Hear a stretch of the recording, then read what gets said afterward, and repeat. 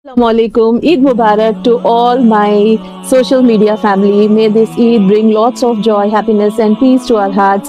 And may Allah accept every intention of all of us and every tear that is shed in prayers and every sacrifice that is made for the sake of Allah subhanahu wa ta'ala. May this Eid transform our lives. Ameen summa ameen. So my message on this Eid, not taking much of your time, is let's make a labbaik list and also no compromise list. Yes, you heard it right.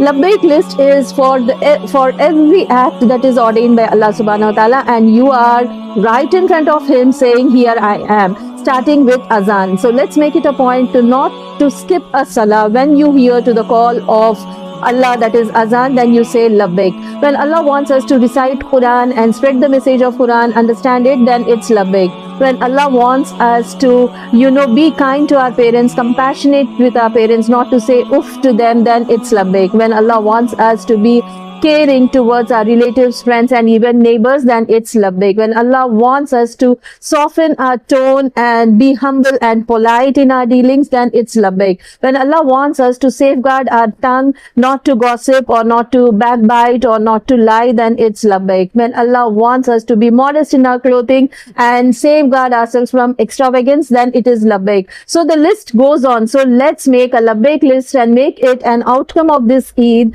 and make it a point to abide by this labbaik list by spending some time and actually know what Allah wants from us. And the second one is, it is Eid and all of us are indulged in celebration, gatherings and all these things, and we need to also look into no compromise list.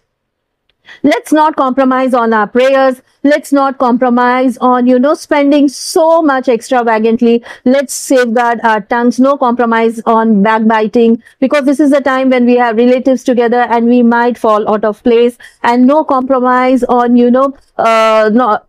many such things like intermixing of genders, and to go out of the way that Allah doesn't like it. So let's make a list of it and enjoy the Eid at the same time. Eid is not just a celebration. It's like setting our compass, our direction to please Allah subhanahu wa ta'ala in every walk of life, and starting with the training that starts from Eid. Jazakallah khair. Wish you all a happy Eid once again.